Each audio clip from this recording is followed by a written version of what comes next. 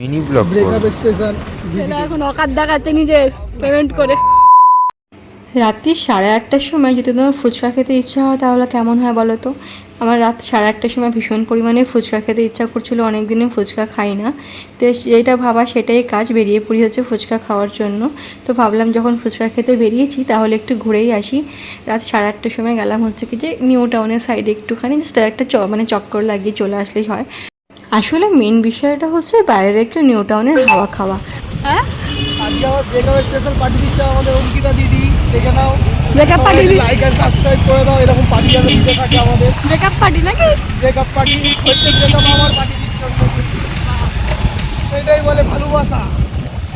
Actually বিকিও কাল থেকে রাজারহাটে ছিল দীপদের বাড়িতে, তো সেও আমাদের সাথে হচ্ছে জয়েন করেছে।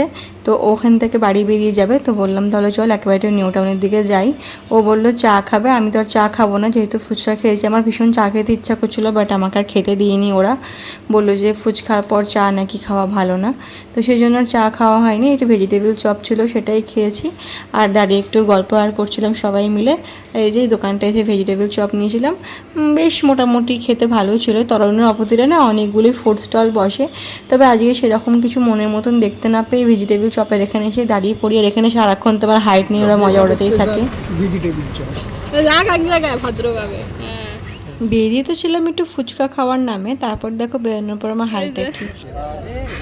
ব্রেকআপ পার্টি দিচ্ছে আজকে, বিকি পেমেন্ট করছে। প্রথমবার মনে হয় পেমেন্ট করছে বাবা নাকি। ছেলে এখন অকাত দেখাচ্ছে নিজের পেমেন্ট করে। না না, কারুর 59 টাকায় অকাত দেখানো যায়। কারুর কোনোদিন অকাত নেই মানুষ লাইফে। খালি হাতে এসেছি, খালি হাতেই যেতে হবে। এটা যদি সবাই বুঝে যেত, অ্যাকচুয়ালি এরা যারা সোকল বড় লোক তারা বুঝবে না, বুঝলি তো। সোকল বড় লোক অকাত অকাত অকাত করতে থাকবে দিন রাত লোকের সাথে। যারা বুঝবে না তারা বুঝবে না, কি আছে, তাদেরকে বোঝানোর দরকারও পড়ে না।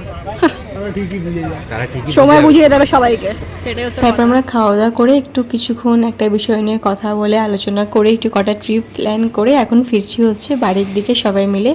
এই সাইড থেকে বিকিও বাড়ির দিকে বেরিয়ে যাবে, আর আমরা বাড়ির দিকে বেরিয়ে যাব। একটা কথা সবসময় মনে রেখো, কারো চোখের জল ফেলে কখনো নিজেকে মহান ভেবো না। তুমি হয়তো ভাবছো তুমি জিতে গেছো, কাউকে ঠকিয়ে খুব ভালো আছো, কিন্তু কর্মা বলে একটা জিনিস আছে। আজ তুমি যেটা অন্য কারোর সঙ্গে করেছো, কাল সেটা অন্য কোনোভাবে তোমার কাছেও ফিরে আসতে পারে। তাই কখনো কারো সরলতার, বিশ্বাস, ভালোবাসাকে দুর্বলতা ভেবে সুযোগ নিও না, কারণ মানুষের দেওয়া কষ্টের হিসাব মানুষ না রাখলেও সময় কিন্তু ঠিকই রাখে।